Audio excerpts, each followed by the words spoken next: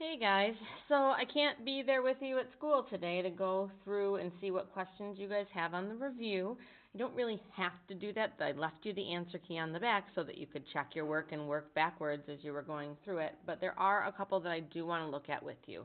So we're actually not going to talk specifically about any of them on the first page, but you can definitely look at the answer key for those. We're going to look at some on the second and third page. So let me go through, and I'm going to go through this really quickly with you guys, but I want you to follow along with yours, and if there are any mistakes on yours at all, I want you to fix them as we go along because you're going to take this test in just a few minutes. So let's look at number 5. It says, Beth says that these two expressions are equivalent. Are they equal to each other? Is she correct? Well, to find out, we'd have to simplify this, and we'd have to simplify this and see if we get the same simplified answer to be able to explain whether they're equivalent or not.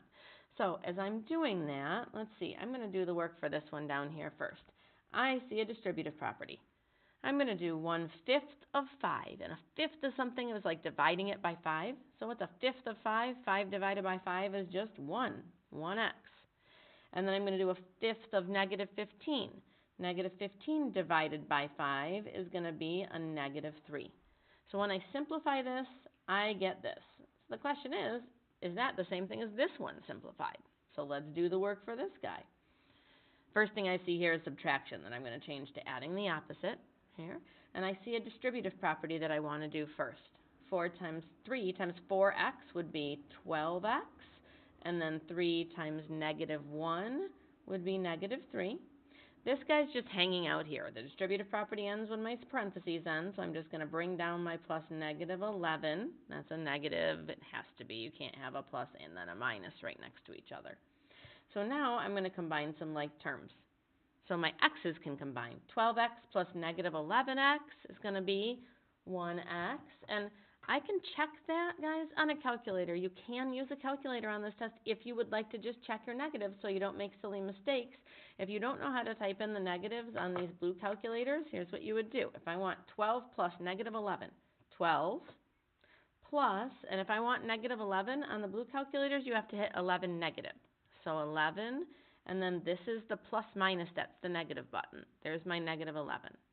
So 12 plus 11 negative equals, there we go, 1. 12 plus -11. I hope you can do that in your head, but if you're not confident with your adding skills with positives and negatives, you can use the calculator on the test, any of those blue ones, that's fine. Guys, are these the same thing? Yes. So I'm not going to take the time to write out what I would want you to write out on the test, but what you would say is, yes, they are equivalent because when we simplified both expressions, when we did the distributive property and combined like terms, they simplified down to the same expression. So yes, they're equivalent. I want to talk about 6 because this is one where you had to visualize a little bit. Let x be the shortest side of a rectangle. Okay, well, draw it. If they're telling you there's something going on, draw it. X is the shortest side. We don't know what x is, but we know it's the shorter side.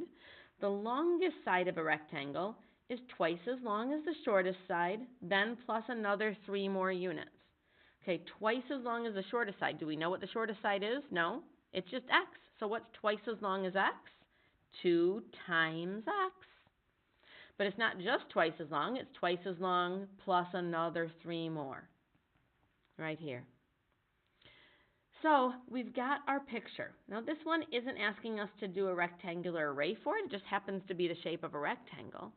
We want an algebraic expression to represent the perimeter. Guys, what is perimeter? It's the distance on the outside, all around.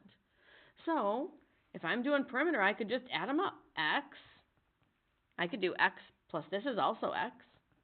And then plus this 2x plus 3 and another 2x plus 3 down here. Plus another 2x plus 3 down here. That would be an expression. I mean, that could be my expression right there. And then I just wanted you to have another one that's equivalent to that.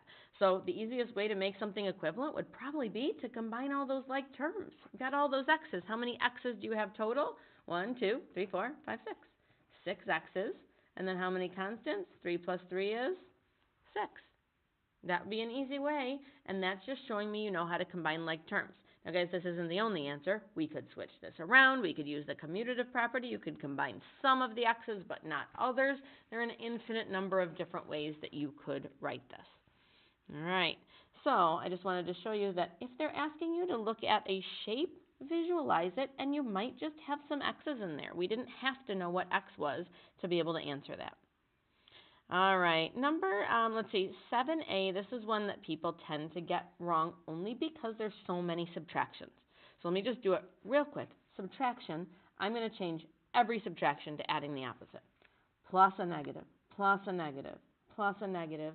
And now to simplify this, there's actually two different distributive properties. This 6x just hangs out there. And the number one mistake that people make with this one is multiplying negatives. So there's a plus. Negative 3 times x, just negative 3x. Here's the big spot. What is a negative 3 times a negative 5? Negative times a negative is a positive 15y.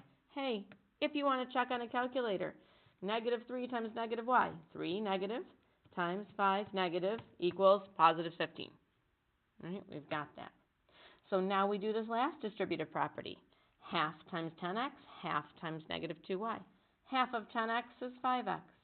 Half of negative 2y is negative 1y. And now we can combine our like terms. Let's see. X's, x's, and x's. Lots of x's to combine. 6 plus negative 3 is 3, plus 5 is 8x. Plus, and then I can combine some y's. 15y plus negative 1y is 14y. That is our simplified expression right there. And then, if I want to write an equivalent expression, I could just flip it around and use the commutative property. That would be equivalent, but I'm asking you to do one in factored form. Factoring, if you remember from our practice, means that we're like doing the reverse distributive property. We're pulling things out of there in front of it. We're finding something you can divide both of these two numbers by. So what can you divide 8 and 14 by? I'm thinking 2. If I pull that out, what would be left? What's 8x divided by 2? It would be 4x. 14y divided by 2 would be 7y, and keep the plus in there. Can I check? Can I do the distributive property and see if I get what I started with? What's 2 times 4x? 8x. 2 times 7y? 14y. So this would be an equivalent expression in factored form. That's the biggest number that those two could both be divided by. So number 8 is a really similar one. We're trying to factor this. So that means pulling out something you can divide all three of those terms by. First, we'd make this plus a negative. So what could we divide all of those by? Can't we divide them all by 8? Pull out the 8. And if you divide everything by 8, what do you get? X plus negative 6y plus 2. Oh, there we go. Sorry, guys, I got to pause. Okay, so that was our factored form right there. That was our biggest one that we could divide everything by to pull that out. Okay, last one I want to look at with you, and then we are going to start this test. I really want you to look at your number 9 on the back and make sure that your explanations are really accurate. A lot of you guys are getting back checkpoint number 3, which is a blue one today, and a lot of the explanations still weren't quite correct, and this is almost exactly the same problem. So I want to make sure that you guys fix these before you take that test. All right, so Joe and Ben went to the store to get some snacks. They each bought 3 candy bars and 2 bottles of water. Let C represent the cost of a candy bar, not how many candy bars, the cost, and W represents the cost of a bottle of water.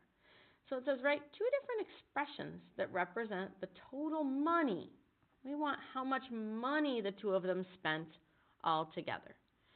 Okay, so we know that there's 2 of them going to the store, right? I'm going to start with that. There's 2 of them going to the store. What did they each spend? What did they each spend? Well, they each bought 3 candy bars, and each candy bar cost C. So 3 candy bars times C dollars. That's how much they spent each on that. They also bought 2 bottles of water each. They each got that. So 2 times how much does a bottle of water cost? We don't know. We're going to call it W. That's what they each spent. So my explanation for this is that there's 2 people, number of people, and each of them did what? They spent this much. This is the cost per person. That whole thing doesn't mean like how many things they bought. They bought 3 candies and 2 water bottles, but this 3C is the cost of the candies, and the 2W is the cost of the water bottles, so the cost per person. An equivalent expression, I could just do the distributive property and say, in total, they bought 6 candy bars times C dollars each. In total, they bought 4 water bottles times W dollars each. And what did these mean? My explanation for this one is not how many candy bars. We know it's 6 candy bars. 6 times C is the cost of all 6 candy bars. That's how much they both spent together on candy bars, and this is how much they both spent together, cost of the water bottles.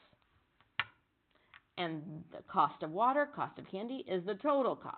Cost per person times 2 is the total cost. That's what we were trying to find right there. So if this question were on the test and you just said number of candy bars and number of water bottles, that wouldn't be accurate for this one. So make sure you've made your fixes to that. All right, so you guys are going to get settled. You're going to turn in these reviews so that I can take a look at them. You're going to get your calculator if you would like to have your calculator, and you are going to show me what you know for this test.